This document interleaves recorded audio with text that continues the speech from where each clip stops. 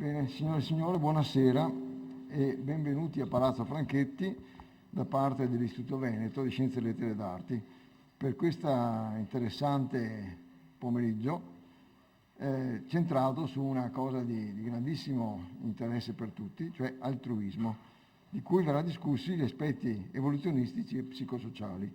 Non tocca a me fare la presentazione di questo argomento, che invece verrà fatta dal dottor Francesco Violante, che ringrazio perché è stato lui che ha lanciato l'idea di fare questa cosa e che l'Istituto Veneto con molto piacere ha cercato di portare a compimento.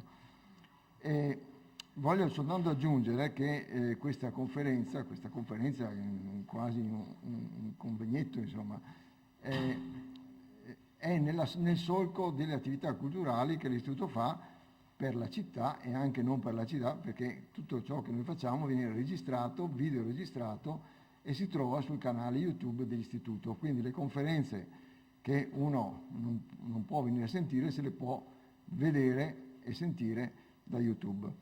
E l'altra cosa che voglio dire è che questa attività che noi facciamo è composta oggi a parte di conferenze estemporanee, cioè che vengono a seguito di impulsi che vengono da fuori, ma nella programmazione dell'Istituto esiste una serie che si chiama Chiaramente Scienza e una serie che è cominciata quest'anno che si chiama Pagine Cordiali, uno che riguarda le scienze e l'altro che parla di letteratura.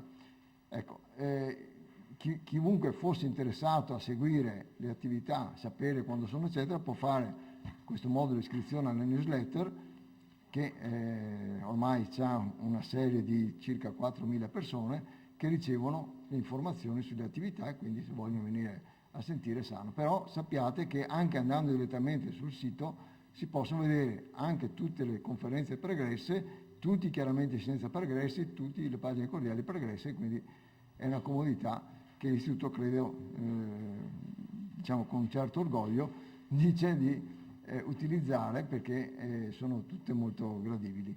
Ecco, finisco qui, ringrazio ancora e auguro a tutti un buon pomeriggio e ai relatori proficuo lavoro. Grazie. Bene, grazie al professor Danieli. Diciamo che l'introduzione è diciamo, legata al comportamento umano, ovviamente, e cioè parlare di comportamento umano è sempre difficile e complesso, come d'altra parte sono i nostri organi, le cellule e il cervello. Ovviamente, così è come il cervello, allora è complesso il nostro comportamento e in particolare complicato è una caratteristica, parlare di una caratteristica così particolare dell'agire umano, che è l'altruismo. L'altruismo che è presente ovviamente in diverse specie animali. In effetti l'altruismo è in genere l'atteggiamento prosociale, potrebbe essere considerato ad una prima osservazione superficiale in contrasto con la lotta della sopravvivenza dell'individuo, e cioè all'utilitarismo dell'essere umano. Invece, come sentiremo dai relatori, è un comportamento evolutivamente importante. Nell'esperienza mia e penso nell'esperienza di ognuno di noi, spesso ci siamo trovati di fronte alle più svariate condizioni di dare aiuto e il nostro o l'agire degli altri è stato per lo più diverso nelle varie modalità di espressione, nel grado di dare, talora nel rifiuto istintivo o nella volontà decisa di non dare. E quindi tutto ciò crea qualche comprensione un po' difficile. Sia nelle professioni d'aiuto, e cioè i medici, i paramedici, gli psicologi, ma anche nelle associazioni di volontariato, e qui presente ce ne sono alcune come Emergency, l'Arciconfraternita della Misericordia, l'associazione Arco Acuto ed altre, colpisce la diversità di disponibilità di ogni soggetto ad aiutare gli altri. spesso si è condizionati dal contesto, oppure entrano, come vedremo, dai relatori, altre diciamo, rapporti interpersonali più complessi. Altre volte mi sono chiesto quanto sia disinteressato e consapevole il comportamento altruistico, oppure se ci siano delle motivazioni, diciamo così, di ricompense a breve o a lungo termine. Se ci sia, ad esempio, una ricerca di autostima, o ancora se ci sia una ricerca di potere o di autorità. Personalmente io non sono d'accordo con uno degli assiomi di una parte della sociobiologia che dice graffia un altruista e vedrai uscire sangue di ipocrita. Anche se è provato scientificamente che nessuno è emotivamente insensibile alle condizioni e alle sofferenze degli altri, e oggi sentiremo parlare dell'empatia, non sono sicuramente così ingenuo a credere tout court che ogni atto altruistico sia veramente disinteressato. Vale poi la pena di ricordare che le motivazioni dei comportamenti altruistici sono stati un argomento di grande interesse in molte tradizioni filosofiche e religiose. Kant, per esempio, ha scritto che gli atti indotti da sentimenti di empatia non sono veramente altruisti e quindi non meritano lodi perché fanno sentir bene semplicemente così come vengono fatti chi li compie. Allora, come vedete, le sfaccettature sono diverse. Cercheremo di fare il punto appunto su questo comportamento e per questo abbiamo organizzato questo convegno e vorrei iniziare dando la parola a Telmo Pievani, però presentandolo ovviamente, per chi non lo conosce. Molti lo conosceranno ovviamente perché è un nome di primo spessore. È un professore associato di filosofia delle scienze biologiche, Dipartimento di Biologia, Università degli Studi di Padova, filosofo e storico della biologia, esperto di teoria dell'evoluzione, autore di numerose pubblicazioni nazionali e internazionali, tra cui segnalo La vita inaspettata e Introduzione a Darwin. È direttore di Picaia, il portale italiano dell'evoluzione molto interessante. Ha fatto tutta una serie di pubblicazioni e tuttora collabora con diverse testate giornalistiche, tra cui il Corriere della Sera, Le Scienze, Micromega. Ecco, a lui chiederei di parlare dell'evoluzione dell'altruismo. Grazie. Buongiorno a tutti, grazie per questa presentazione. Aggiungo anche che sono socio anche dell'Istituto Veneto e ne vado molto orgoglioso e quindi mi trovo a casa e ringrazio il Presidente Gian Antonio Danieli per aver ospitato questa interessante iniziativa. Il mio compito stasera è difficile naturalmente perché avete sentito abbiamo a che fare con un tema che è pieno di punti di ingresso, di punti di vista con il quale possiamo discuterlo e analizzarlo molto diversi fra di loro.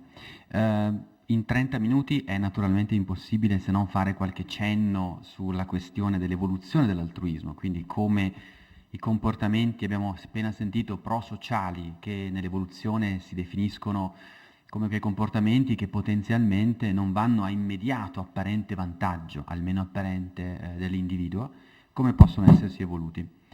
Perché è un tema delicato questo che ha suscitato tanti dibattiti nel passato, si ricordava prima la sociobiologia che ha occupato anni di discussioni tra proponenti e avversari, perché in fondo di fronte a comportamenti così complessi che hanno una determinante biologica ma anche culturale, anche di esperienza, di sviluppo, L'evoluzione ha un compito particolarmente difficile che mi preme sempre ricordare all'inizio. Per chi si occupa di evoluzione non basta individuare le cause prossime, cioè come funziona un comportamento oggi. Da un punto di vista della spiegazione è molto più complesso perché dobbiamo anche rintracciare le cause remote. Quindi la domanda dell'evoluzionista, anche nel caso dell'altruismo, è come ci siamo arrivati, cioè quali sono stati i processi, i fattori che nella storia, nella filogenesi, nei rapporti di parentela tra gli esseri umani e gli altri esseri viventi hanno prodotto, nella nostra specie e in altri, comportamenti cosiddetti altruistici, quindi le cause remote che sono più difficili da rintracciare perché non abbiamo la macchina del tempo e richiedono delle modalità di analisi, diciamo, particolari e raffinate. Allora, io partirei da una provocazione, cioè è questo che ci suggerisce la teoria dell'evoluzione. Sembra una scherzo, una provocazione, ma in realtà non lo è. Sapete, ci sono stati libri anche di importanti evoluzionisti nel passato che hanno sostenuto la cosiddetta tesi della scimmia assassina, cioè l'idea che vi fosse nel nostro genoma, nella nostra biologia e quindi nella storia profonda che ci ha fatto arrivare fin qui una componente biologica di forte propensione all'aggressività, sia occasionale di violenza tra individuo e individuo, ma anche organizzata e intenzionale, quindi quella che chiamiamo guerra. Naturalmente tutti i giorni abbiamo spunti per dire che in fondo noi siamo capaci di fare questo, siamo anche capaci di fare questo e lo facciamo molto frequentemente purtroppo. Ci sono nostri simili, primati bipedi, che sono capaci di uccidere un bambino con una bomba, dilaniandolo, un bambino che ha una maglietta con scritto "sono qui perché non voglio più assassini ma voglio la pace", e finisce distrutto da una bomba. Quindi noi siamo delle bestie capaci di fare quelle cose. Quindi, e questo è il primo punto su cui voglio focalizzare l'attenzione, abbiamo quella tragica, drammatica potenzialità. Allora, per provare ad affrontare questo tema in un modo adeguato, secondo me bisogna tornare a chi ha proposto l'apparato esplicativo evoluzionistico, perché riserva spesso delle sorprese. Vi faccio vedere in pochi minuti come Charles Darwin ha affrontato la questione del comportamento sociale ed eusociale in natura, perché spesso nella divulgazione si dà una lettura di questa famosa soluzione darwiniana un po' semplicistica. Io vorrei provare a metterla un po' in discussione, perché se andiamo a vedere davvero il testo darwiniano, e non soltanto i testi pubblici, quelli che tutti noi abbiamo letto, ma anche i testi privati, il suo lavorio, i suoi taccuini, i suoi cambiamenti di idee, dove si vede tutta l'industria del suo lavoro attorno a temi delicati e controversi come questi. È lui stesso a dirlo, che la questione dell'altruismo e della cooperazione in natura è quella che gli ha tolto di più il sonno che non altre questioni.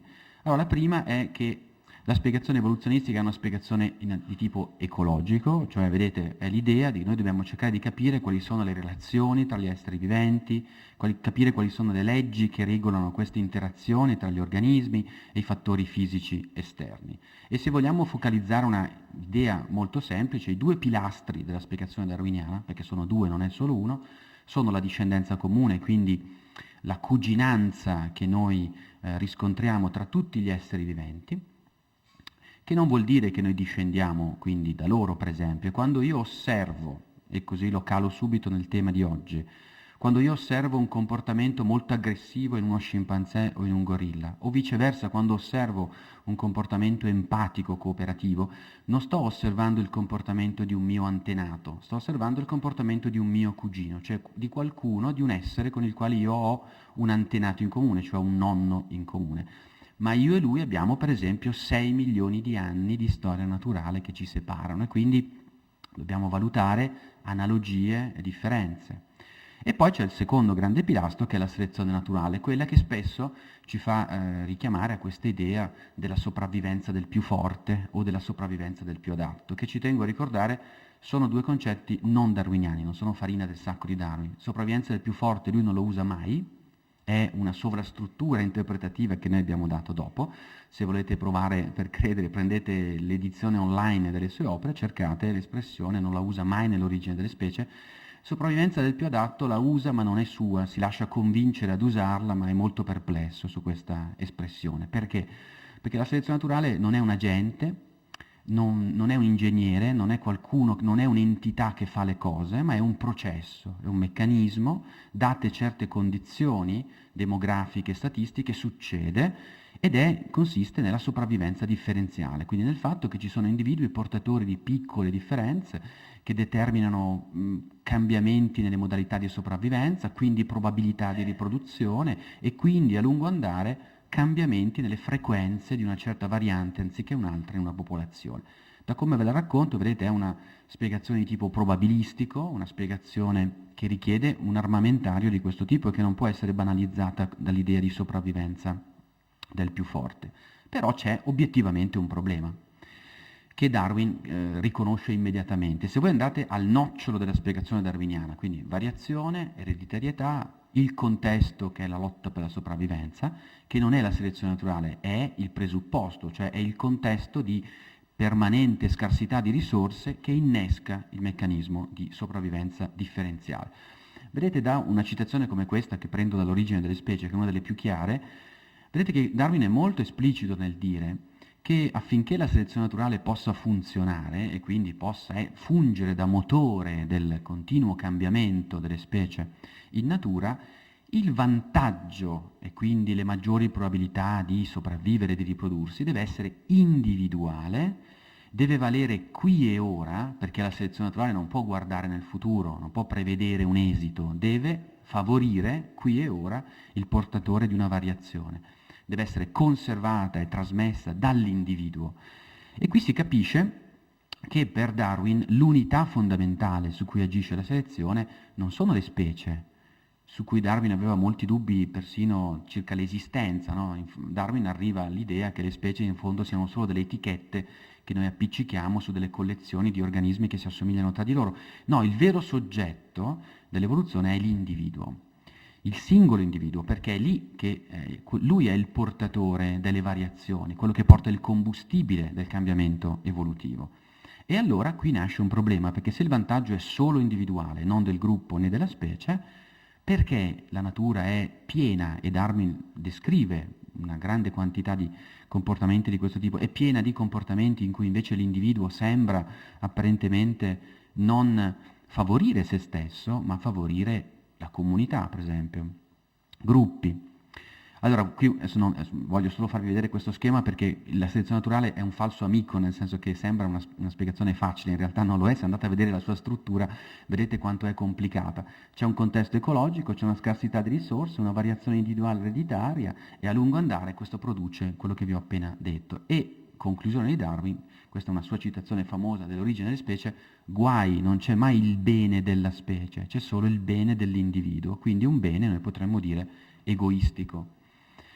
E allora Darwin dice, come facciamo a spiegare che esistono, per esempio, insetti come le api, le formiche, le vespe, i cosiddetti insetti eusociali, nei quali ci sono intere caste, intere categorie di queste comunità che rinunciano programmaticamente, perché così è scritto nel loro genoma, a riprodursi e quindi rinunciano all'imperativo darwiniano, come diavolo è possibile, e soprattutto, e notate la raffinatezza, perché questa è la cosa importante, lui si chiede non soltanto com'è possibile che oggi esistano delle specie che disobbediscono a questo, ma come si è evoluto questo comportamento, cioè come è avvenuto l'inizio di questo processo di cambiamento che porta alcuni invece a rinunciare al proprio egoismo a favore di cosa? Darwin dice a favore della comunità, a favore del gruppo. Ovviamente quando parliamo di selezione naturale, faccio vedere un'immagine di Pandora di Cameron, è molto importante, lo sottolineo ancora una volta, che quando diamo una spiegazione evoluzionistica non bisogna attribuire elementi di intenzionalità, di agentività, che è un termine pessimo, ma è il termine tecnico che si usa nel campo, quindi la natura non sceglie, la natura non progetta, non ha intenzioni, la natura è un insieme, dice Darwin, lo vedete, di fenomeni prodotti da sequenze regolari di eventi che io identifico, che io descrivo e spiego attraverso le leggi naturali. Allora, Darwin affronta il tema in 2 punti della sua opera, nell'Origine delle specie in qualche passaggio, soprattutto nell'ultima edizione, dove ci sono pagine intere su questo problema, e poi soprattutto nell'origine dell'uomo. E vedete, il problema di Darwin è il problema sia dell'altruismo, adesso qui io non ho tempo di definirlo correttamente, in realtà andrebbe fatta una tassonomia corretta, perché in natura esistono comportamenti mutualistici, esistono comportamenti cooperativi, e poi ci sono categorie che arrivano fino alla cooperazione senza reciprocità, e poi all'altruismo con reciprocità, all'altruismo invece con capacità predittive e intenzionali, che è il nostro umano. Quindi adesso lasciamo stare tutte queste categorie, diciamoli comportamenti prosociali in senso lato. Il problema di Darwin è proprio il problema dei free riders, che è il problema dei battitori liberi. Darwin si chiede, ma in fondo il fatto che oggi ci siano comportamenti cooperativi lo capisco bene, perché sono vantaggiosi.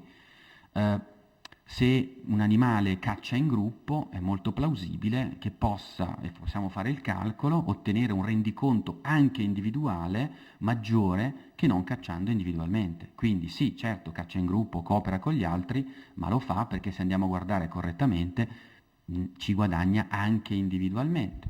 Lo si diceva prima, gratta gratta, sotto trovi alla fine un egoismo sofisticato, in qualsiasi forma di altruismo. Però il problema di Darwin non è questo, perché questo riguarda l'oggi. Ancora una volta il problema di Darwin è le cause remote, cioè come ha avuto inizio un processo cooperativo, che è un processo, come dire, che va contro, almeno inizialmente, alla logica della selezione naturale. E immagina questa situazione, no? Immagina una situazione in cui ho un gruppo e qualcuno comincia a comportarsi in modo cooperativo in quel gruppo. E in quel gruppo si comincia a capire che un comportamento cooperativo è vantaggioso sia per il gruppo che per gli individui, e quel comportamento si consolida. Poi però, dice Darwin, c'è il battitore libero, ovvero se io nasco in un gruppo di altruisti, di cooperatori, e mi va bene perché è un gruppo coeso, coerente, che nella competizione con altri gruppi vince perché è forte, unito, se io comincio a fare il furbo, cioè non coopero più con gli altri membri del mio gruppo, piano piano comincio ad allentare la mia cooperazione, gli altri però continuano a cooperare con me, quindi io continuo a far parte di un gruppo cooperativo, ne traggo tutti i vantaggi, però comincio a tradire, cioè io invece comincio a cooperare più. Come la sentinella in un gruppo di primati, non so, di scimpanzé, che decide di smettere di dare l'allarme quando vede un serpente o un predatore che arriva. Il freeriders darwinianamente ha un grande vantaggio, perché è egoista, non rischia niente, ma in compenso guadagna la cooperazione di tutti gli altri membri del gruppo. Quindi Darwin capisce che il freerider sarebbe, in linea teorica, una posizione, un atteggiamento darwinianamente molto molto potente. E si chiede, ma perché invece in natura i freeriders non vincono? Perché nei gruppi cooperativi la cooperazione rimane, non viene sconfitta, non viene sovvertita internamente dall'egoista? Il freerider peraltro è un ottimo modello dell'evasore fiscale, no? Che non paga le tasse ma usufruisce di tutti i servizi pagati da tutti gli altri. È il perfetto esempio del freerider evoluzionistico. Ora, Darwin dà una serie di risposte, dice che in fondo il freerider può darsi che venga, come dire, dissuaso dalla punizione, quindi il gruppo è così coeso che quando individua il freerider lo punisce. Questo succede per esempio negli scimpanzé, il freerider rischia pene molto severe, anche se non arrivano quasi mai all'uccisione, ma viene marginalizzato, ne perde in termini di riproduzione, di grado gerarchico e così via.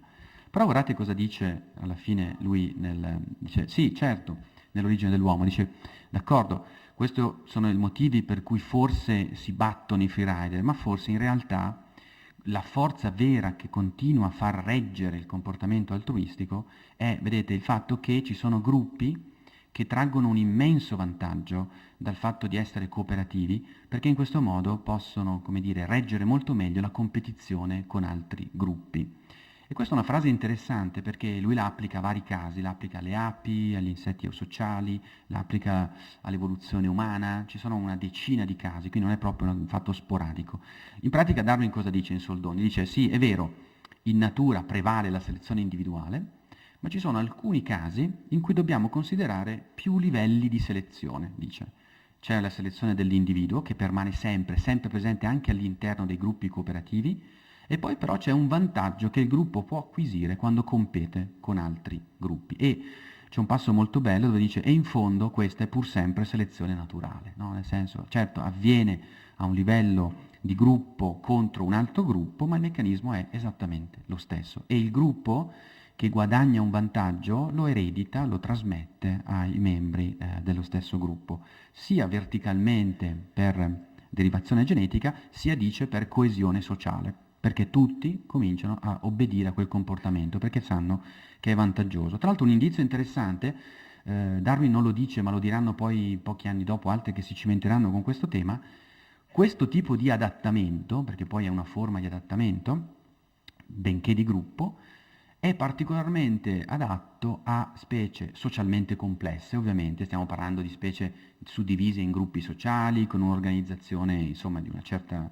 elaborazione, quando sono prede, cioè sono dei buoni adattamenti anti-predazione, il coordinamento, la coesione, la solidarietà all'interno del gruppo. Poi vedete, Darwin aggiunge anche quando poi si arriva all'evoluzione umana, tutto ciò si innesta, questo è il termine interessante, si innesta l'evoluzione biologica dentro un processo più ampio, più veloce, che è l'evoluzione culturale, e allora, d'accordo, poi intervengono anche il ragionamento, l'istruzione, addirittura la religione, che sapete per Darwin ha proprio questa funzione adattativa di coesione forte del gruppo, e così via.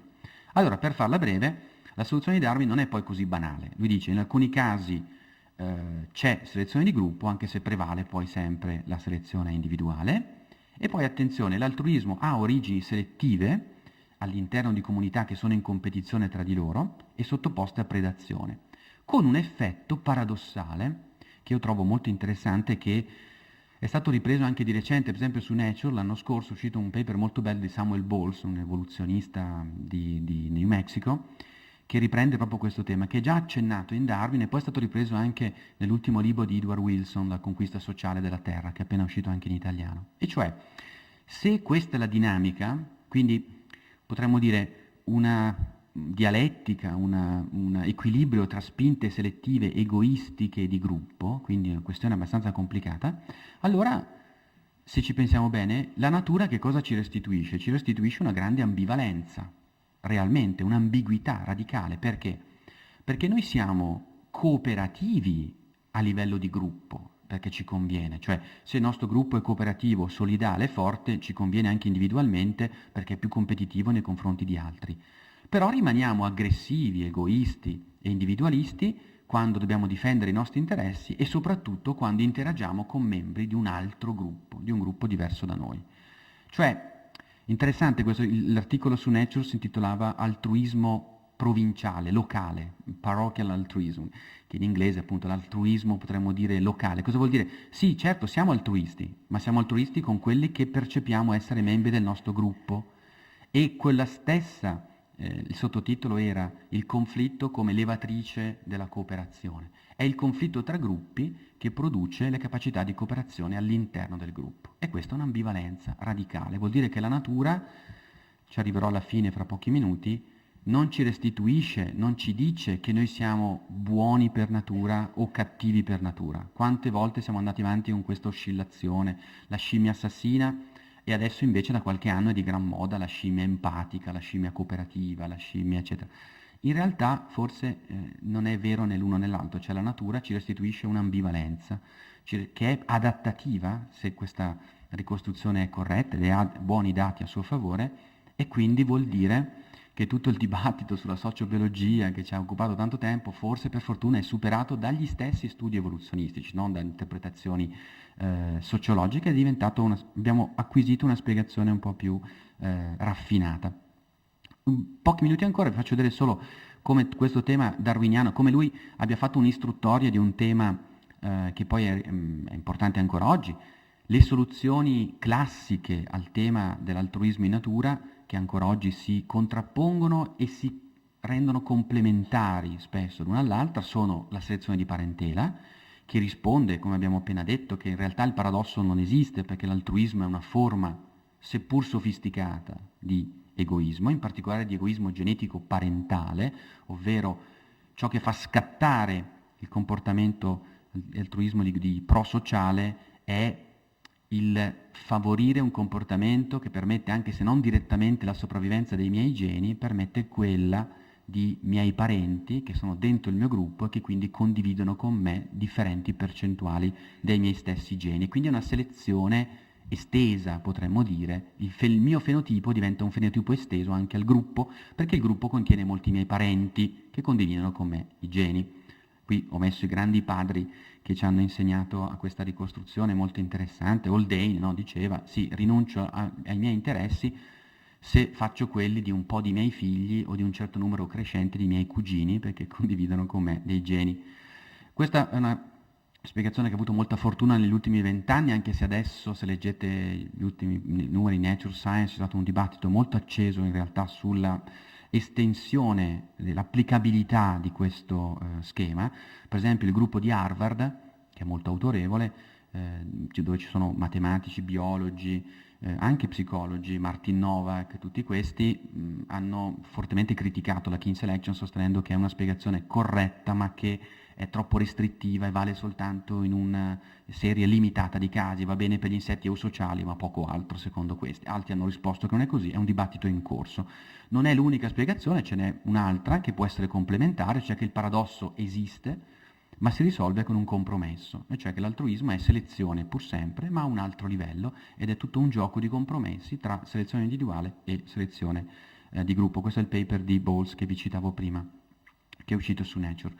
Quindi l'idea è un po' questa, in questo schema molto semplificato stiamo andando verso un approccio di questo tipo in cui ci sono tanti processi selettivi di diversa natura e che si collocano in una serie di livelli che possono arrivare anche alla selezione di gruppo, che oggi è attestata in un 5 o 6 casi, quindi non è frequentissima, però è un fenomeno che esiste, diciamo.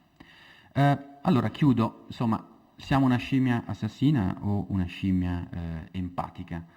Se le cose sono più complicate di quanto non sembrino, entrambe queste teorie ci piacciono un sacco, non entro nel merito del perché ci piacciono un sacco, a noi piace un sacco pensare che ci siano dei geni che stabiliscono perché siamo aggressivi o perché siamo cooperativi, però chiudo con una piccola storia che è molto emblematica.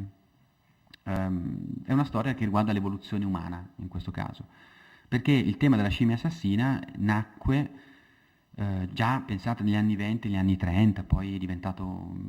Tra l'altro è interessante perché torna fuori nei momenti di maggiore incertezza, anche, come dire, nella percezione sociale, quindi c'è anche un influsso forse di questo tipo. Ma questa è una scoperta, è una scena primordiale, scoperta da un grandissimo paleoantropologo, Raymond Dart, che in questa grotta in Sudafrica trova mucchi di ossa accatastate ovunque, frammenti di cranio sparsi, arti mescolati, mandibole spezzate.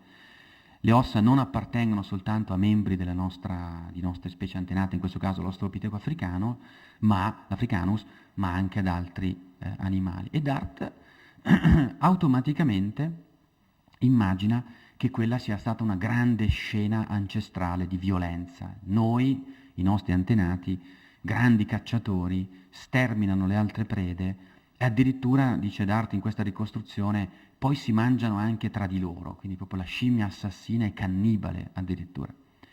Poi passano, questo ha avuto una grande fortuna questa ricostruzione, poi invece scopriamo 15 anni fa, con le modalità che abbiamo oggi molto più raffinate di ricostruire queste storie, che in realtà era un accatastamento accidentale di reperti, che il nero non era l'incendio, i fuochi, ma era il manganese che aveva impregnato i fossili nella dinamica tafonomica, che le ossa erano state rosicchiate da roditori, che erano stati predati quasi tutti da aquile, non solo, ma scopriamo una cosa molto sconveniente per noi, e cioè che gli ominini che erano presenti lì non erano predatori, ma facevano parte delle prede, cioè erano stati tutti probabilmente predati dai grandi felini dell'epoca. E Lee Berger, grande paleoantropologo, ha fatto, come molte scoperte scientifiche spesso nascono da una intuizione semplicissima, ha preso i fossili del maggiore antenato dei leopardi attuali in quelle zone e ha visto che i 2 canini corrispondevano esattamente ai 2 fori che avevano quasi tutti gli ominini presenti, soprattutto i cuccioli presenti in quella caverna. Quindi in pratica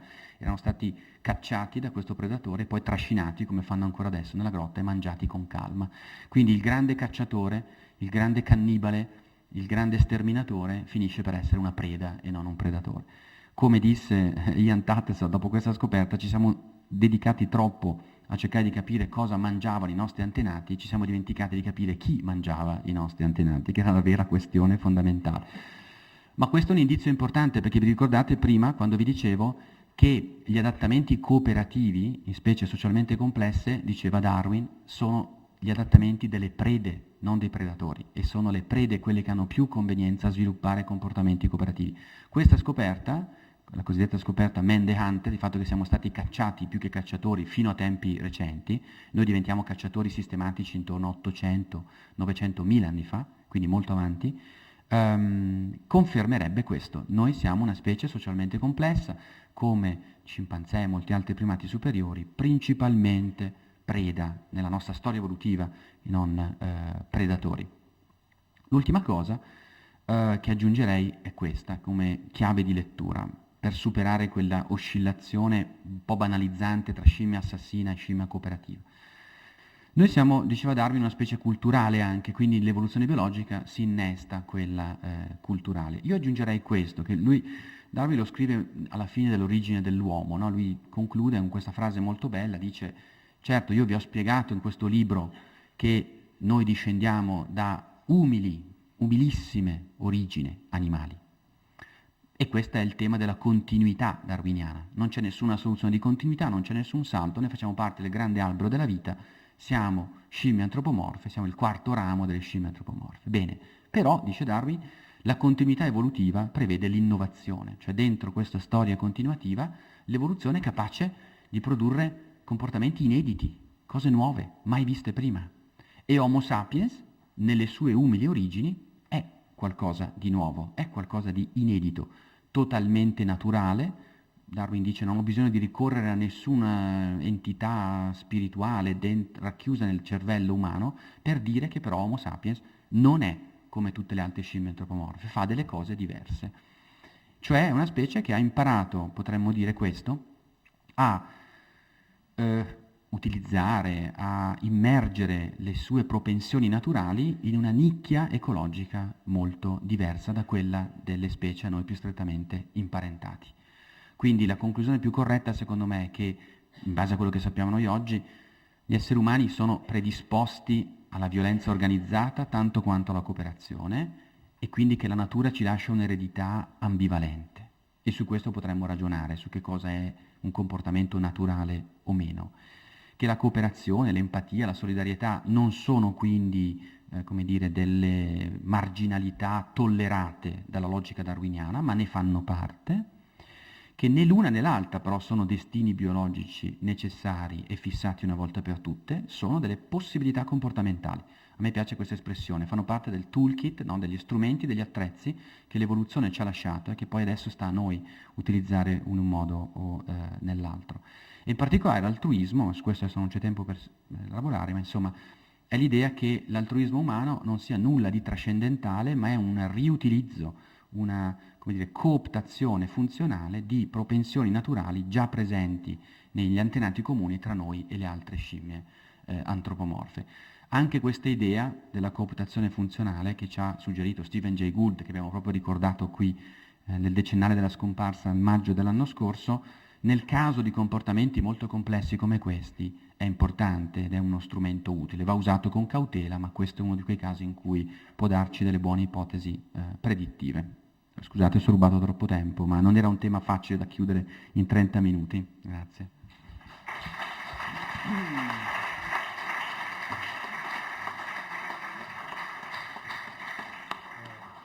Grazie Pievani, veramente fondamentale la sua relazione. E adesso passiamo invece al professor Alberto Voci, che è professore di psicologia sociale, Dipartimento di Filosofia, Sociologia, Pedagogia e Psicologia applicata dell'Università di Padova.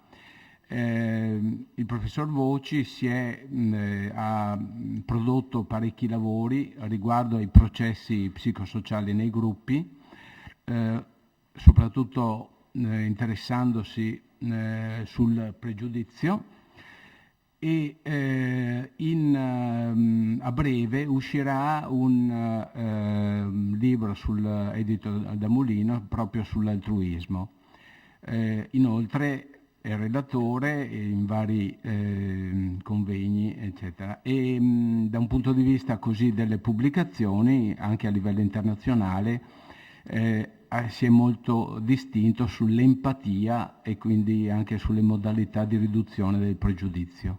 Credo che quindi in un contesto dell'altruismo cercare di capire questo aspetto molto così particolare, soprattutto collegato all'empatia, sarà molto interessante. Grazie. Meglio di qua, sì, così usi il computer. Sì.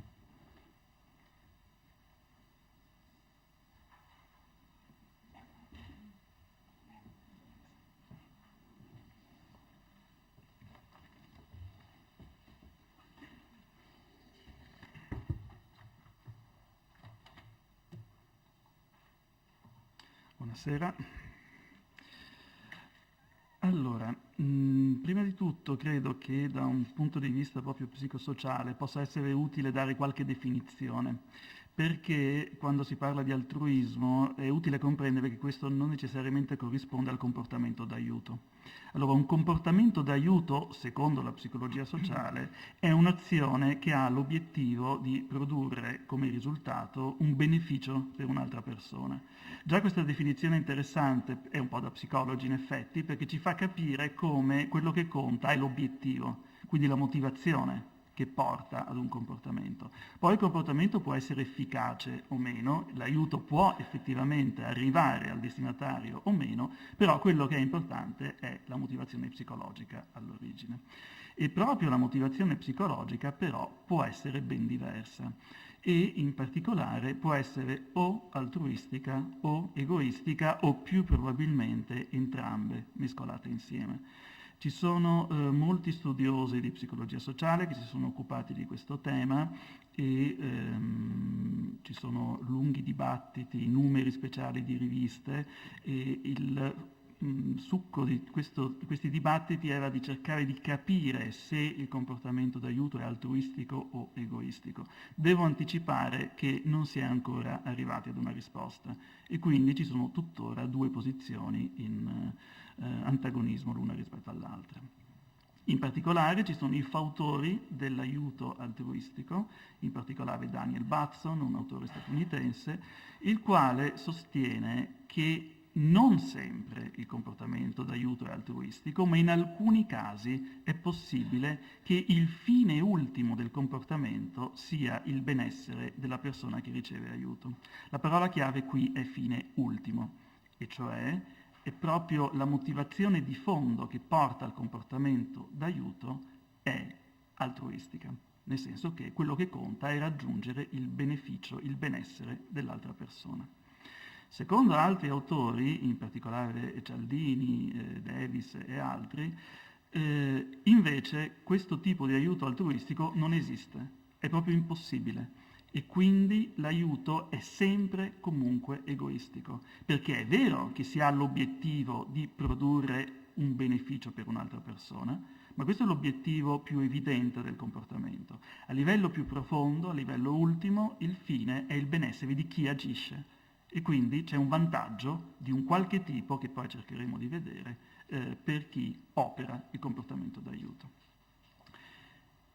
Ripeto, la soluzione al problema ancora non è stata trovata e forse non verrà mai trovata, tra l'altro, perché talvolta ci sono anche questioni ideologiche dietro che portano a sposare una tesi piuttosto che l'altra.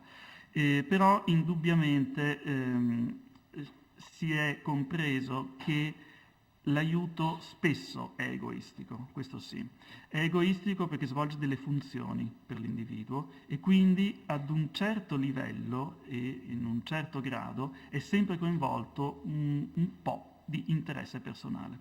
Quindi l'interesse personale sembra essere la variabile determinante per stabilire se l'aiuto è egoistico o altruistico e secondo alcuni appunto un minimo di interesse personale è sempre presente. Però, indubbiamente, il suo peso può essere variabile E quindi, al di là del fatto che sposiamo l'idea di un estremo piuttosto che l'altro, indubbiamente possiamo avere davanti a noi diversi esempi di comportamenti di aiuto che vanno da un 100% di interesse personale a uno 0%. Lo 0% è teorico secondo alcuni, però diciamo 1%. Allora il 100% di interesse personale si può avere ad esempio quando si compie un comportamento di aiuto per essere elogiati. Quindi, magari da quella persona o da qualcun altro intorno a noi che ci sta osservando per fare bella figura con gli altri, aiutiamo qualcuno in difficoltà. In questo caso l'interesse personale è massimo. L'interesse personale minimo, da un punto di vista psicologico, potrebbe esserci quando, ad esempio, c'è un sacrificio personale. Poi Telmo ci ha appena spiegato che in realtà anche il sacrificio personale può essere legato alla sopravvivenza dei propri geni e quindi da questo punto di vista non è detto che sia al 100% altruistico o allo 0% legato all'interesse personale. Da un punto di vista quindi della relazione tra interesse personale e altruismo possiamo dire che sono inversamente proporzionali. Quindi l'altruismo sarà totalmente assente quando l'interesse personale è massimo e sarà invece massimamente presente quando l'interesse personale è minimo. Allora, dicevo prima che ci sono diverse posizioni relativamente all'esistenza dell'altruismo puro, e cioè questo estremo qui. Secondo alcuni autori questo estremo, 100% di altruismo, non esiste. Però proprio nel tentativo di trovare una soluzione a questo dilemma, l'altruismo puro esiste oppure no, gli psicologi sociali nel corso degli anni si sono dedicati a indagare le motivazioni psicologiche del comportamento di aiuto, e cioè tutte quelle motivazioni che stanno dalla percezione dello stato di bisogno di un'altra persona al comportamento di aiuto. Cosa succede quindi quando vediamo qualcuno che soffre? E cosa sta in mezzo tra l'osservare la sofferenza di qualcuno e l'aiutarlo e impegnarci in un comportamento che è di beneficio per quella persona? Ci sono diverse motivazioni, ci sono anche delle norme sociali che sono coinvolte e adesso le vedremo anche se piuttosto rapidamente. Allora, prima di tutto una possibile motivazione è la riduzione di uno stato di attivazione spiacevole. Vedere la sofferenza di qualcuno può generare sofferenza anche in noi. Possiamo sentirci a disagio di fronte alla sua sofferenza, possiamo sentire angoscia e di fronte all'angoscia che noi proviamo per la persona che sta soffrendo, abbiamo diverse possibilità. Una possibilità è la fuga, per cui ci allontaniamo, preferiamo girarci dall'altra parte, non interveniamo, ma in questo modo riduciamo la nostra angoscia. E questa fuga può essere di diversi tipi, può essere materiale, per cui ad esempio per strada vediamo da lontano una situazione difficile e a quel punto cambiamo direzione, cambiamo marciapiede, invertiamo la nostra direzione, pur di non trovarci vicini alla sofferenza dell'altro. D'altra parte è anche possibile che questi comportamenti di fuga siano legati anche a qualcosa di un po' più simbolico. Ad esempio, possiamo essere di fronte alla sofferenza di qualcuno che vediamo in televisione, magari non abbiamo la possibilità diretta di aiutare, però potremmo essere portati a cambiare canale. Cioè l'altra persona sta soffrendo comunque, continua a soffrire, ma noi preferiamo non vedere.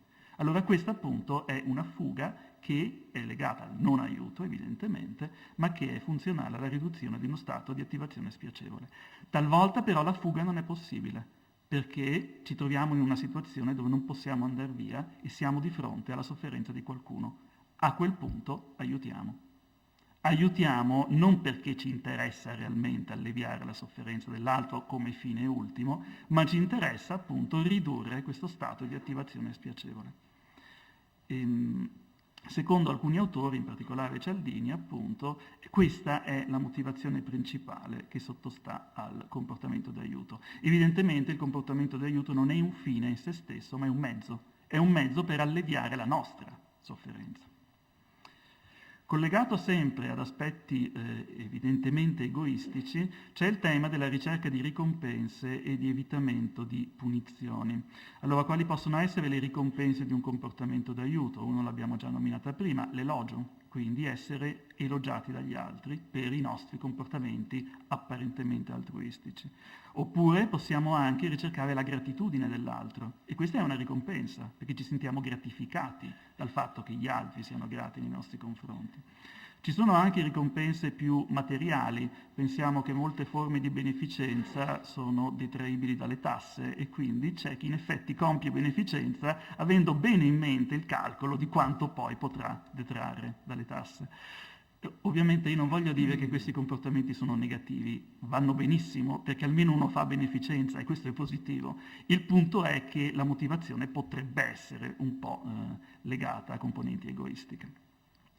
L'evitamento di punizioni si può avere ad esempio l'opposto dell'elogio, quindi l'evitare le critiche, l'evitare di essere criticati in quanto persone che non portano aiuto, ma talvolta anche il senso di colpa che ci potrebbe perseguitare dopo non aver aiutato qualcuno. E quindi proprio per evitare di dover provare un successivo senso di colpa, per evitare questa punizione, perché comunque è uno stato negativo, a quel punto aiutiamo. Di nuovo quindi abbiamo motivazioni piuttosto egoistiche, indubbiamente, dietro al comportamento d'aiuto. Secondo Batson, abbiamo nominato prima, è possibile però anche una motivazione altruistica. In questo caso l'unica cosa che conta è la riduzione della sofferenza altrui e questa riduzione dovrebbe essere un valore in sé, cioè dovrebbe essere il fine ultimo del comportamento d'aiuto. Non necessariamente l'unico, perché è vero che anche questo tipo di aiuto può essere gratificante, è vero che ci si sente bene dopo aver aiutato qualcuno, ma l'obiettivo non è quel bene che si prova, ma l'obiettivo è unicamente il beneficio dell'altro, che come effetto collaterale ha anche il beneficio per chi aiuta. Queste motivazioni si inseriscono all'interno di un contesto più ampio di norme sociali. Una, la principale, è la norma della reciprocità, che è stata già in parte citata da Telmo precedentemente, e cioè è una norma che è alla base della società umana e è alla base della cooperazione umana, ovvero si compie qualcosa nei confronti di qualcuno sapendo che poi l'altro farà lo stesso per noi.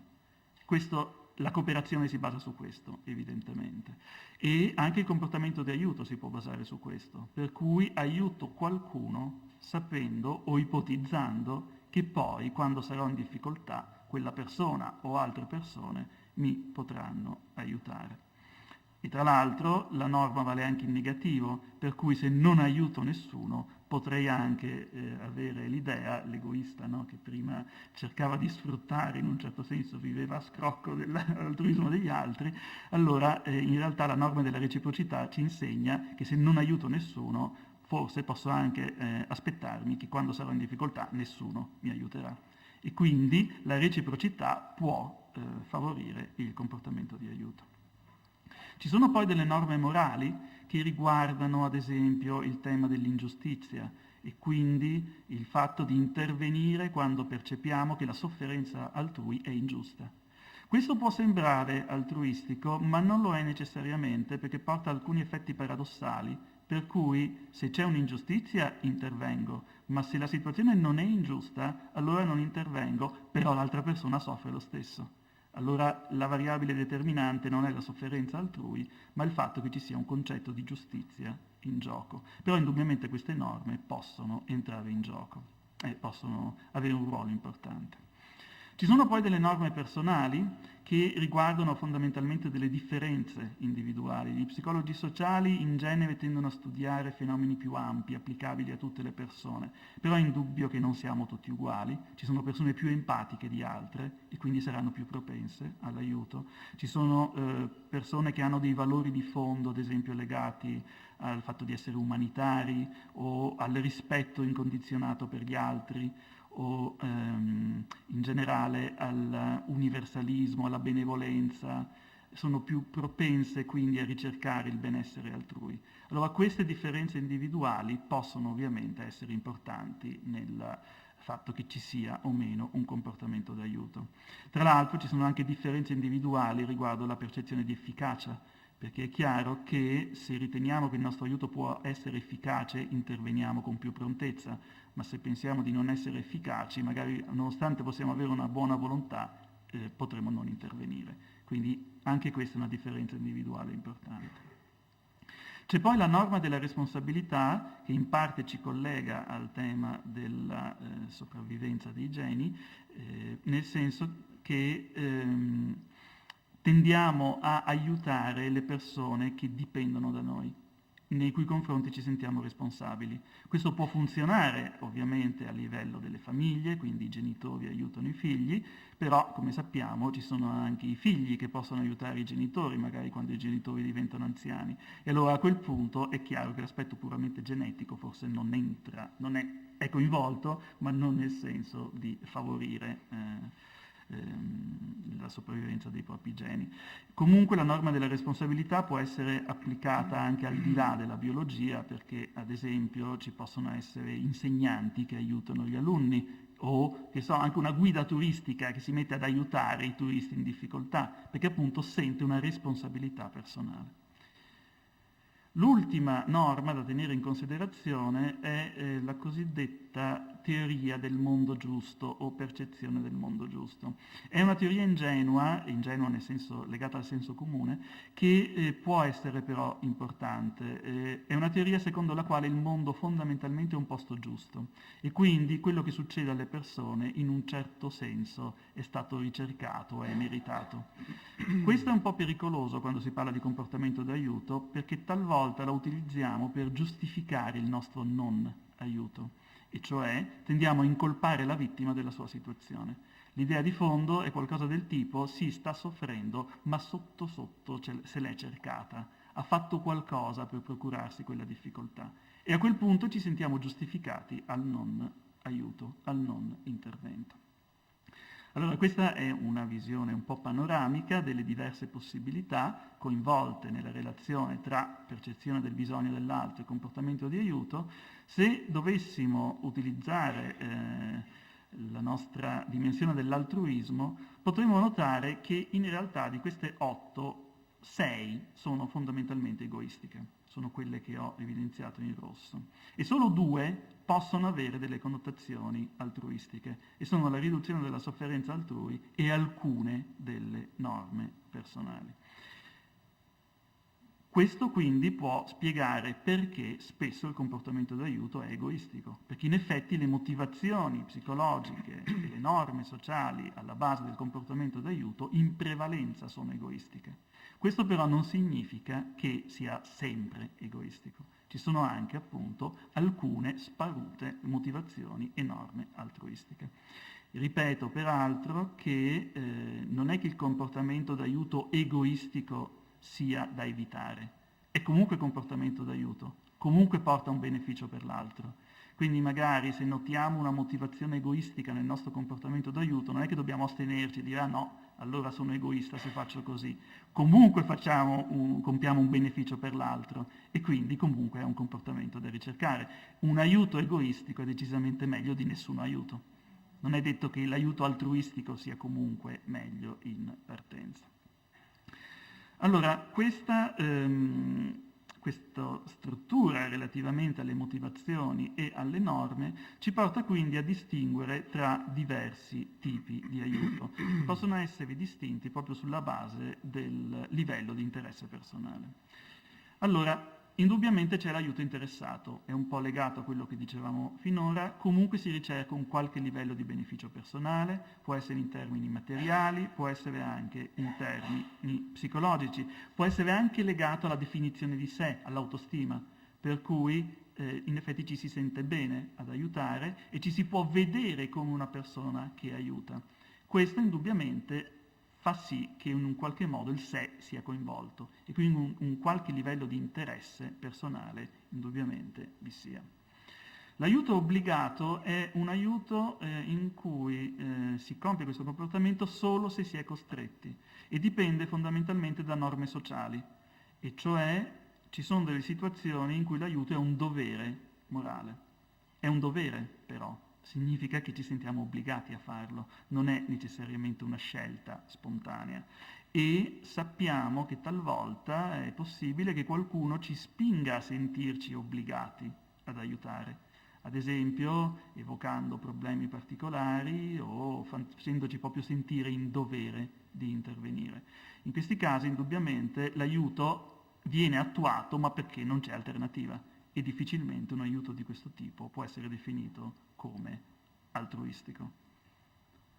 L'aiuto riluttante è quello che si mette in atto per alleviare la propria sofferenza o per non provare senso di colpa. Ne abbiamo parlato prima. Se c'è la possibilità di fuggire, bene. Se non c'è, allora a quel punto si aiuta, ma non è la prima opzione.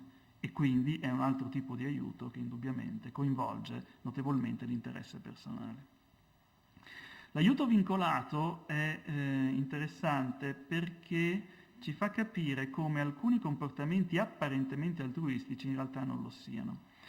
Secondo questo tipo di aiuto si compie il beneficio dell'altro finché l'altro si comporta nel modo atteso, finché l'altro corrisponde alle nostre aspettative, ai nostri desideri, ai nostri ideali. Non appena però l'altra persona comincia a comportarsi in un modo che noi non apprezziamo, allora a quel punto ci sentiamo quasi autorizzati a non aiutarlo più. E questo può succedere anche nelle famiglie, può succedere nelle coppie, può succedere anche tra genitori e figli. Per cui finché l'altro rispetta determinate aspettative,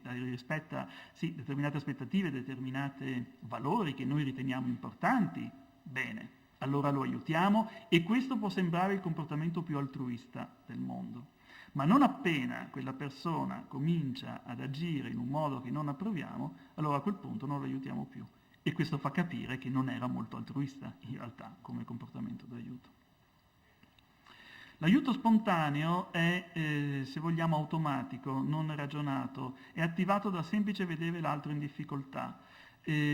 Possiamo riscontrarlo ad esempio in alcuni atti di eroismo, in cui le persone si sacrificano anche, ma non per salvare la vita di un parente o di un figlio, ma magari un perfetto estraneo. Queste cose succedono e in effetti quello che accade è che proprio c'è una spontaneità, c'è un comportamento che non è minimamente pianificato e talvolta purtroppo proprio perché non è pianificato rischia poi di produrre anche dei danni per chi lo compie. In questo caso ovviamente parlare di egoismo è un po' difficile se non considerando l'aspetto biologico, quando ovviamente in modo spontaneo si aiuta qualche consanguineo. L'aiuto trascendente è un aiuto che secondo alcuni non esiste perché dovrebbe coinvolgere una totale trascendenza dell'interesse personale. Cioè l'interesse personale a questo punto non esiste più e l'unica cosa che conta è il beneficio altrui. Come vedremo alla fine, tutto questo può essere collegato ad una visione un po' spirituale della vita, ma spirituale in senso lato. Spirituale può essere legato alla religione ovviamente e c'è un aiuto religioso trascendente in cui persone molto religiose sono portate ad aiutare il prossimo sacrificando completamente il proprio sé.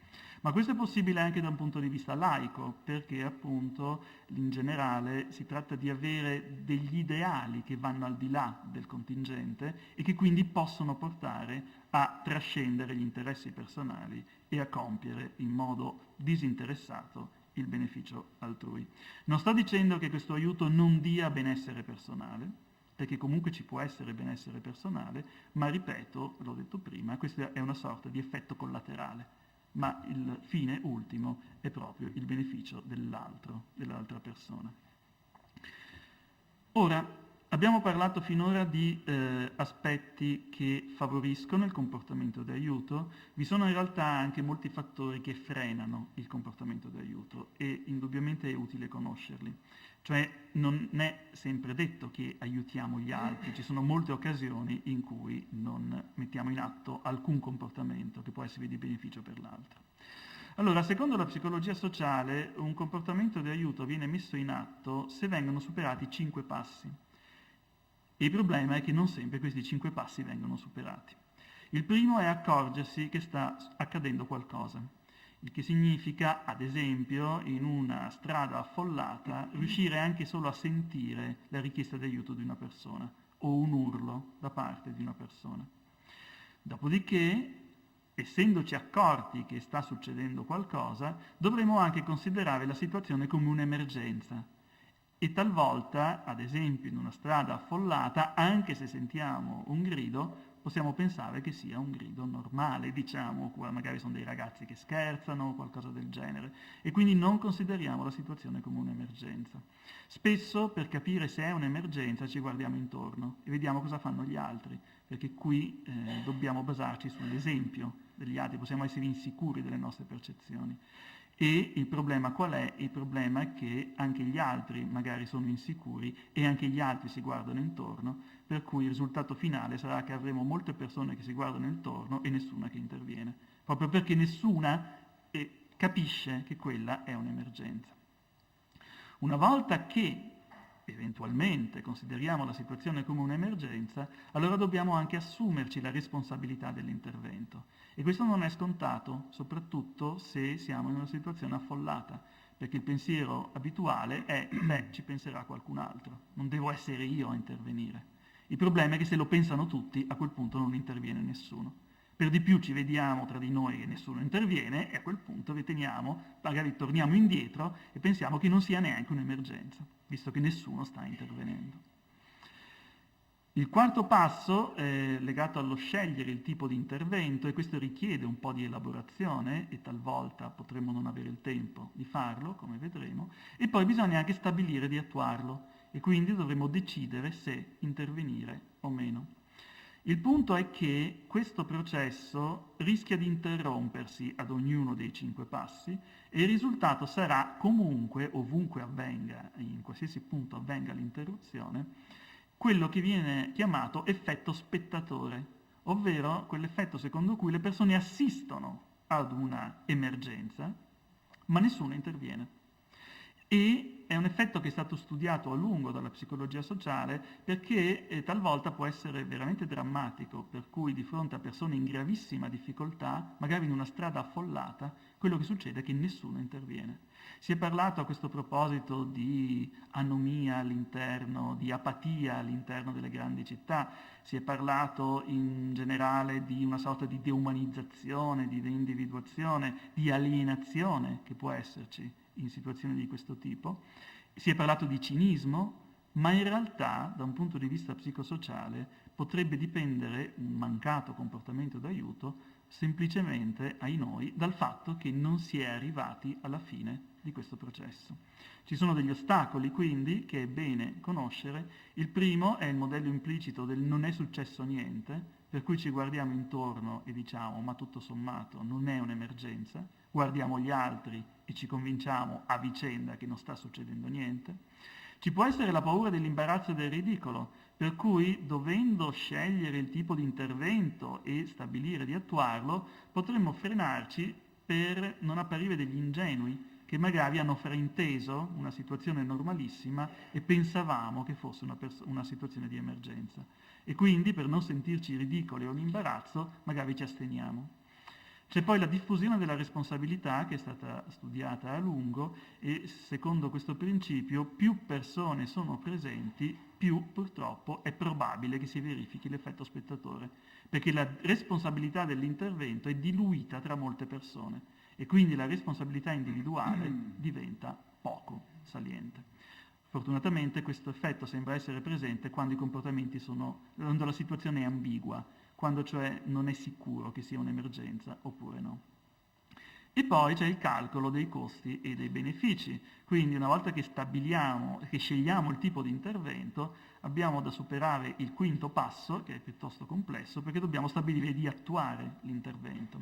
Dobbiamo quindi vedere se veramente ci conviene attuarlo e talvolta, in seguito a questo calcolo costi-benefici, possiamo decidere che no, è meglio non intervenire. Ad esempio perché pensiamo che possiamo correre dei rischi, personalmente, o in modo molto più banale perché abbiamo fretta, per cui avendo fretta fermarci ad aiutare qualcuno è un costo e questo costo potrebbe essere eccessivo. Per quanto riguarda i benefici, ovviamente aiutare qualcuno è di beneficio, ma talvolta ci autoconvinciamo che tanto non serve, che tanto la situazione si riproporrà di nuovo e che quindi potremo anche intervenire, ma di certo non risolveremo la situazione in modo definitivo. E quindi riduciamo il beneficio e a fronte magari di una certa quantità di costi stabiliamo quindi di non intervenire. Per capirci può essere utile quindi sapere che quando dovessimo noi trovarci in questa situazione, se dovessimo essere in una situazione di emergenza, in una strada affollata e notiamo che nessuno ci sta prestando aiuto e nessuno ci sta avvicinando magari anche solo a noi, potrebbe essere utile capire che probabilmente si sta verificando l'effetto spettatore e che quindi non è che siamo circondati da cinici egoisti, ma semplicemente è questo processo che è entrato in gioco. E la soluzione da questo punto di vista è chiarire la natura della situazione e quindi dire esplicitamente che si ha bisogno di aiuto, perché gli altri possono non inferirlo, potrebbero non intuirlo, e magari responsabilizzare qualcuno in particolare. E quindi, che so, dire esplicitamente «Ehi tu con la maglietta grigia, aiutami». E allora questo potrebbe far sentire l'altro obbligato a quel punto e quindi potrebbe darci aiuto. Altrimenti rischiamo veramente di trovarci nella situazione della vittima che non riceve aiuto. Questo sembra un po' una pubblicità progresso, però insomma è in realtà un consiglio che può essere utile, speriamo di no, ma non si sa mai nella vita. Il fatto di non comprendere quello che sta provando l'altro indubbiamente può essere legato alla mancanza di empatia e l'empatia e l'altruismo sono strettamente collegati e l'empatia e il comportamento di aiuto sono strettamente collegati tra loro. Allora, l'empatia in genere si riferisce al trasportarsi in modo immaginario nei pensieri, sentimenti e azioni di un'altra persona. Questa definizione ci fa capire come quando empatizziamo con qualcuno non è che ci fondiamo con l'altro, c'è comunque la distinzione tra il sé e l'altro, ma grazie al fatto che riusciamo a immaginare i suoi pensieri, i suoi sentimenti e riusciamo quindi a capire le motivazioni sottostanti alle sue azioni, allora possiamo anche coordinarci con l'altra persona e secondo alcuni l'empatia è alla base della coordinazione sociale, è alla base quindi della società umana, perché ci permette di capire l'altro. E se capiamo l'altro e l'altro è in difficoltà, allora è chiaro che l'empatia può essere una forte motivazione al comportamento di aiuto. Però può essere utile sottolineare che non è necessariamente una forte motivazione all'altruismo. Esistono infatti diversi tipi di empatia e non tutti sono connessi all'altruismo. Il primo tipo di empatia è la preoccupazione empatica, ovvero quel senso di vicinanza emotiva, di calore umano che possiamo provare quando vediamo qualcuno in difficoltà. È un qualcosa di cuore che sentiamo intimamente e che ci porta con sollecitudine a prenderci cura dell'altro. Questo tipo di empatia può effettivamente motivare un comportamento altruistico, perché proprio a causa di questa vicinanza emotiva sentiamo il beneficio dell'altro come importante per noi. D'altra parte, talvolta possiamo, di fronte ad un'ingiustizia, provare quella che si chiama rabbia empatica, che è legata ad una valutazione di tipo morale, sentiamo un'indignazione, un'emozione negativa che può essere anche simile a quella dell'altra persona che magari sta subendo un'ingiustizia. Allora in questo caso è indubbio che possiamo essere spinti al comportamento di aiuto, ma torna all'aspetto morale. La moralità ovviamente è qualcosa di importante, ma è qualcosa anche di culturalmente definito. E quindi l'ingiustizia potrebbe essere non percepita come tale e allora in quel caso potremmo non intervenire e non provare neanche rabbia empatica. La preoccupazione empatica invece si prova anche se non percepiamo un'ingiustizia, perché quello che conta è la sofferenza altrui. La tristezza è quella che proviamo quando vediamo gli altri soffrire, e lo sappiamo, perché ovviamente vedere gli altri che soffrono genera tristezza anche in noi, ma purtroppo questa forma di empatia può mescolarsi con uno stato di attivazione spiacevole, che era la prima motivazione egoistica che avevamo visto prima. Quindi per ridurre questo stato di attivazione spiacevole possiamo essere portati al comportamento di aiuto.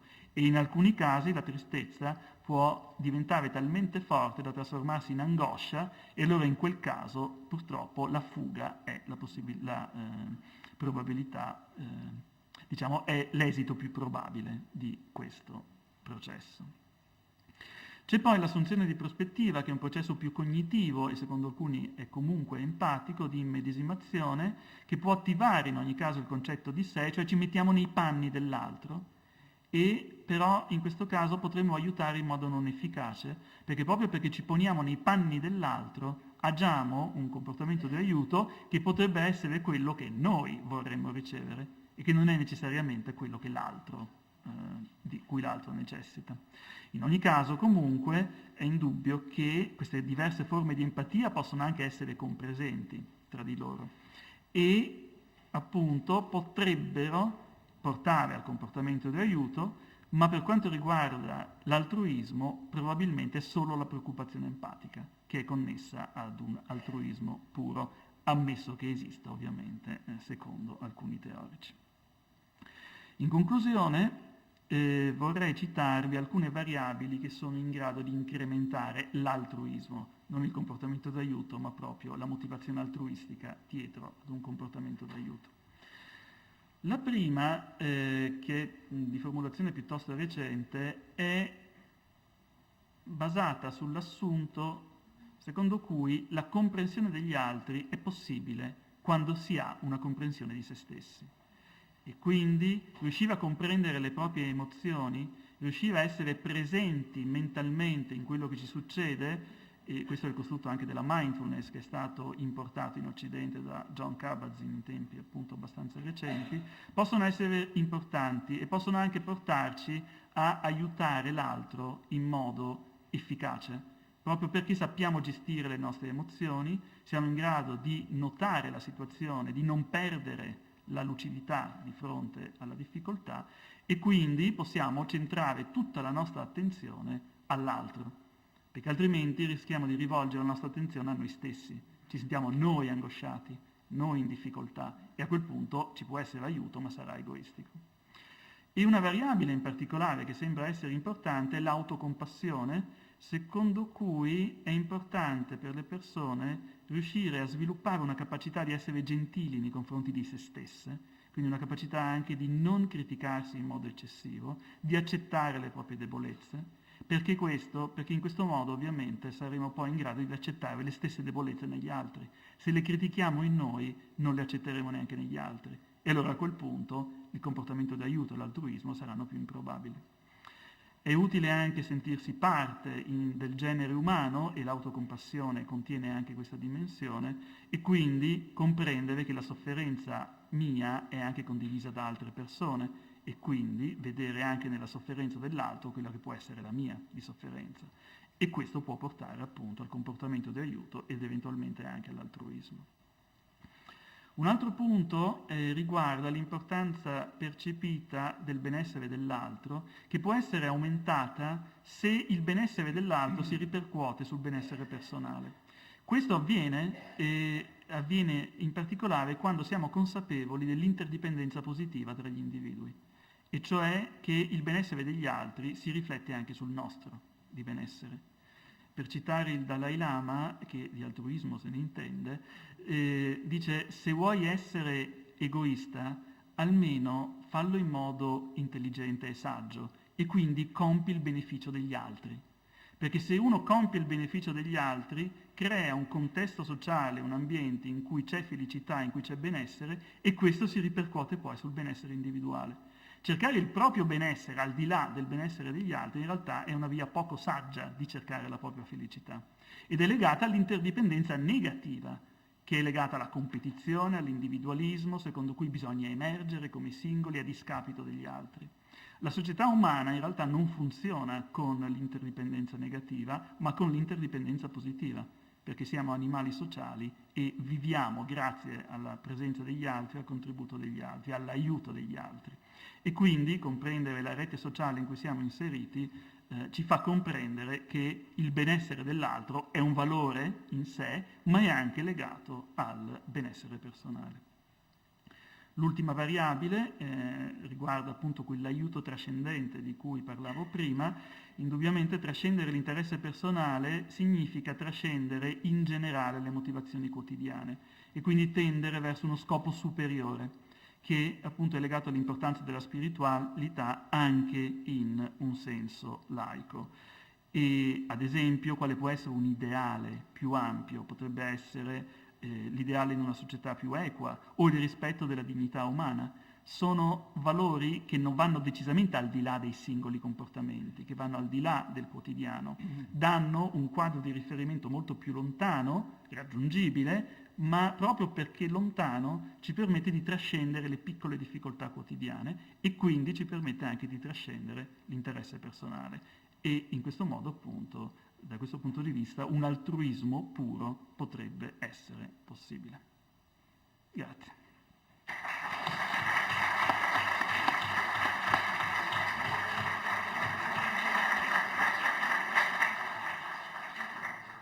Allora, grazie. Dopo queste interessanti comunicazioni, se me lo concedete, prima di iniziare la discussione, volevo spendere qualche minuto, diciamo, sulle spiegazioni neurofisiologiche alla base di questo comportamento.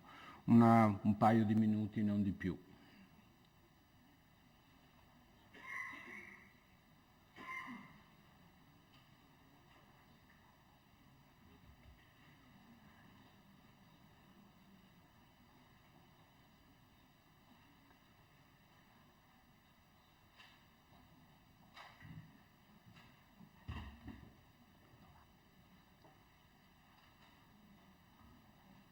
Ecco, allora, noi tutti, penso, abbiamo provato un senso di intima soddisfazione quando noi ci sentiamo impegnati nell'aiutare qualcuno, nel prenderci cura di qualcuno, e quindi il contesto dell'altruismo di solito ci fa sentire bene, cioè è un comportamento gratificante. Per spiegare quindi l'altruismo in termini neurofisiologici bisogna cominciare a parlare dal circuito di ricompensa o di gratificazione. Sostanzialmente un circuito che è stato studiato in primis negli anni 50 sui roditori e poi successivamente lo studio ha interessato anche l'essere umano. Le motivazioni fisiologiche che diciamo così attivano comportamenti che sono fonte di piacere possono essere i più svariati, ma anche i più semplici, ovviamente, tramite proprio l'attivazione di certi circuiti neurali specifici, ad esempio il cibo, il calore, il sesso, ma anche le cure parentali, e questo è il punto fondamentale. Le cure parentali attivano questo tipo di circuito che agiscono come ricompensa naturale per il soggetto. Qua vedete sul cervello di un ratto diciamo così, i nuclei fondamentali di questo circuito. C'è un punto del tronco che si chiama VTA,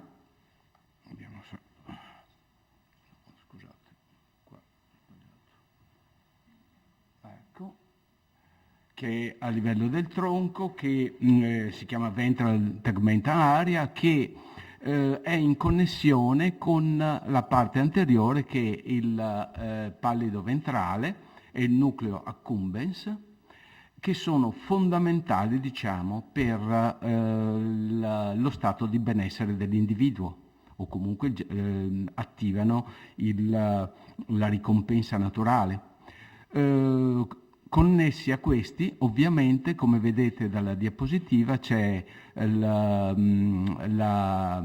corteccia anteriore cingolata e la corteccia orbitofrontale. In altre parole, qua vedete anche la parte interna del cervello col giro cingolato, l'area fronto-orbitale, la parte anteriore qua. Ecco. Queste zone sostanzialmente che sono connesse, a loro volta interagiscono con l'ipotalamo e interagiscono soprattutto con alcune zone importantissime come l'amigdala, come diciamo l'ippocampo, che quindi interagiscono con la parte emozionale del soggetto, del cervello sostanzialmente, e con la memoria. Quindi, in altre parole, queste strutture che rispondono diciamo così, in condizioni normali con degli stimoli naturali, come possono essere il cibo, il sesso e le cure parentali, potrebbero, e qua apro la parentesi, chiaramente le ricerche sono tuttora in corso e quindi non ci sono risposte esaustive, essere interessate anche nei confronti quando noi ci occupiamo degli altri. Ecco, per misurare l'attività correlata a questi comportamenti e quindi in genere al piacere, si utilizzano delle tecniche sofisticate di neuroimmagine che sfruttano la risonanza magnetica funzionale, oppure la PET o la magnetoelettroencefalografia. Qui in questa diapositiva potete vedere che la corteccia orbitofrontale si accende, diciamo così, in vari esperimenti in particolari odori piacevoli e non piacevoli, diciamo così, nell'attenzione di odori piacevoli, oppure diciamo così, recupero, nella ricompensa di denaro. Ma non è solo questo, ma in questa diapositiva vi faccio vedere che anche le strutture sempre dell'area tegmentale, sempre dell'area striate, quindi profonde del cervello, vengono attivate quando si assiste a una donazione. È inutile che vi spiego, ci sono tutta una serie di lavori proprio in cui veniva utilizzata la risonanza magnetica funzionale nell'atto o di donazione o di ricompensa di denaro, e quindi abbiamo in qualche modo la sicurezza che il circuito viene in qualche modo acceso da un certo tipo di comportamento altruistico, almeno diciamo per quanto riguarda questi tipi di lavori. Non bisogna dimenticare che il ruolo di due particolari peptidi, cioè l'ossitocina e la vasopressina, che sono molto antichi, pensate fino a 700 milioni di anni fa erano già presenti, prima ancora della comparsa dei mammiferi, e che vengono rilasciati dall'ipotalamo. Ecco, questi peptidi, queste due sostanze, sono state trovate essere fondamentali e vengono rilasciate dopo interazioni sociali positivi, dopo atti altruistici. Tanto per dirne un'altra, è l'attività della vasopressina o dell'ossitocina dipende dalla sua ovviamente abbondanza relativa, ma anche dalla densità dei recettori sui neuroni in determinate aree che vi ho già detto, nucleo accumbens e quant'altro, del cervello, che quindi sono sostanzialmente l'espressione ormonale, si può dire, dell'aumento di queste sostanze che corrispondono a un atto di altruismo. Ora, questo per dire sostanzialmente che quello che abbiamo visto prima, anche da un punto di vista psicologico, cioè l'aiuto egoistico, è in qualche modo si può anche spiegare come benessere neurochimico di chi, diciamo così, agisce in un certo modo. Ovviamente bisogna prendere le cose estremamente con le pinze, però ovviamente anche se non si conosce bene l'importanza e la connessione di questi peptidi, quindi ripeto ossitocina e vasopressina,